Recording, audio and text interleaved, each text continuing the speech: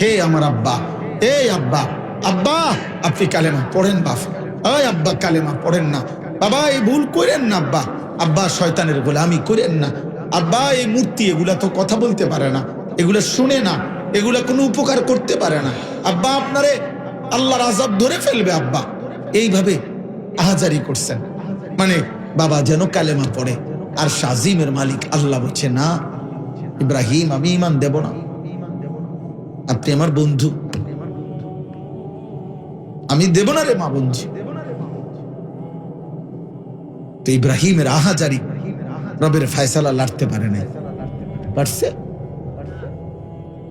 কি বুঝেন? এদেরকে বুঝান।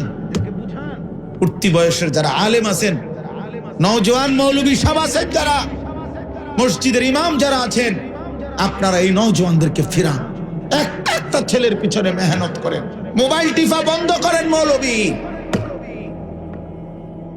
নওজোয়ান আলেম জাতিকে বাঁচান, এই জাতিকে বাঁচান, এই প্রজন্মকে বাঁচান। পাগল বানায় দিছে মোবাইল অগরে, এক এক ছেলের চরিত্র নাই, আখলাক নাই, সারা রাত উলঙ্গ ছবি দেখে, সারা রাত উলঙ্গ ছবি দেখে, জিনার ব্যভিচারের দৃশ্য দেখে, শরীর শেষ, যৌবন শেষ, লজ্জাস্থানের ক্ষমতা শেষ, কোমরের ক্ষমতা শেষ। আমি শত শত যুবক আমি জানি, আমি জানি এত বড় দুশ্চরিত্র বর্তমান অবস্থা দাঁড়াইছে, এত নিকৃষ্ট বেহায়া মুসলমান মেয়ে, কিশোরী যুবতী মেয়ে, এই হাইওয়ান মুসলমানের ঘরে থেকে এক হিন্দু নষ্ট চরিত্র হিন্দু যুবকের সাথে নিজের দেহ দিচ্ছে, প্রেম করছে। কত বড় নিকৃষ্ট বলেন! মানবতা কোথায়? কালেমা কোথায়? ঈমান কোথায়? খবরও নেই।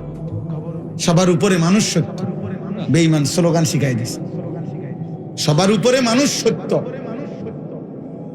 ধর্মের উপরে মানুষ, সে মানুষ, সে মানুষ।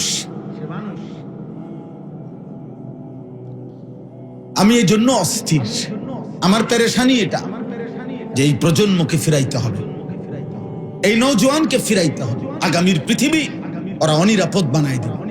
এইভাবে যদি একটি এলাকার 20 কিলোমিটার 30 কিলোমিটার ছেলের একটা এলাকার যদি মনে করেন 2000 বাচ্চা 14, 16, 18, 20, 25 বছরের প্রত্যেকে যদি সারাক্ষণ মোবাইল টিপে, আগামী প্রজন্ম কি আসবে?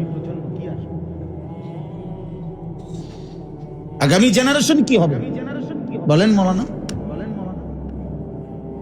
হ্যাঁ, প্রত্যেকেই এই নারী ছবি।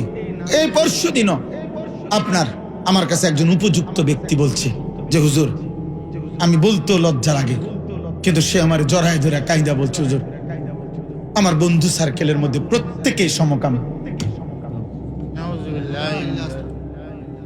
প্রত্যেকেই পুরুষে পুরুষে অপকর্ম করে।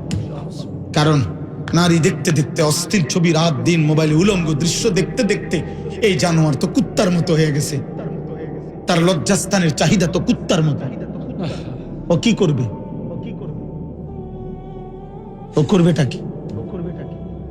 ও তো যেখানে যা পাচ্ছে সব খাবলাইয়া খাইতে চাচ্ছে। তাহলে প্রজন্ম আগামী দিনে আমাদের ঘরগুলোতে আমাদের ছোট মেয়েরা, আমাদের ছোট্ট বোনেরা, তারা ইজ্জতের নিরাপত্তা পাবে কোথায়? কারণ এই এলাকার যুবক সে যদি চরিত্রহীন নারীতে আসক্ত, আর সে যদি জিনার সুযোগ খুঁজে উলঙ্গ নারী ছবি, নাটক, সিনেমা, নর্তকী দেখতে দেখতে, তাইলে সে যদি ব্যভিচারের তালাশ করে, সে যদি কোনো মেয়ের সাথে হারাম সম্পর্ক করতে চায়, তো সেটা কি নর্থ বেঙ্গলের মেয়ে খুঁজবে? কথা বলে না, আপনি যুক্তি বোঝেন না হিসাবটা। ওই খুঁজবে কোন জায়গায়? এখানে।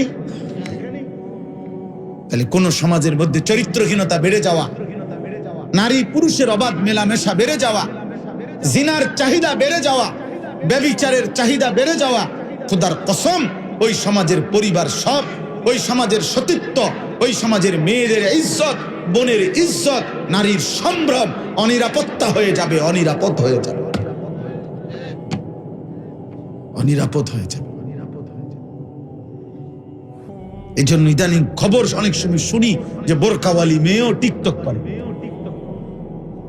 হ্যাঁ, কারণ এটাই তো, এই সমাজ তারা প্রভাবিত।